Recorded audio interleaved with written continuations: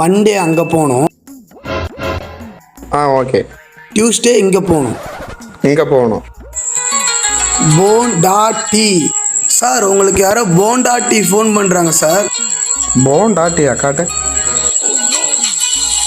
மூதேவி பொண்டாட்டி கட் பண்ணு. வீட்டில் தான் அவன் தொல்லை தாங்கன்னு ஆஃபீஸ் வந்து டென்ஷன் கிளப்புறா.